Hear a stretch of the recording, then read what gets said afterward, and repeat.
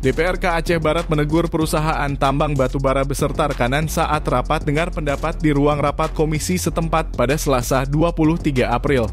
Dalam RDP tersebut, Wakil Ketua DPRK Aceh Barat, Ramli, berang kepada perwakilan perusahaan tambang batubara PT Agrabudi Jasa Bersama dan PT Indonesia Pacific Energy lantaran tidak mematuhi aturan yang telah ditetapkan.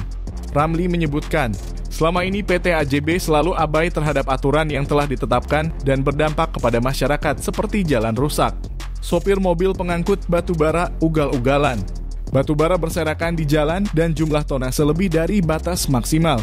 Tak hanya itu, Ramli juga menegur Kepala Dinas Perhubungan Aceh Barat, Dodi Bima Saputra, karena dinilai tidak melakukan tugasnya dengan baik dalam mengawasi mobil-mobil pengangkut batubara yang melintasi jalan Pemkab. Ramli menegaskan, masyarakat juga sangat mendukung adanya investor di Aceh Barat seperti perusahaan tambang batubara. Akan tetapi mereka tidak akan tinggal diam apabila hanya menerima dampak buruk dari kehadiran perusahaan tersebut.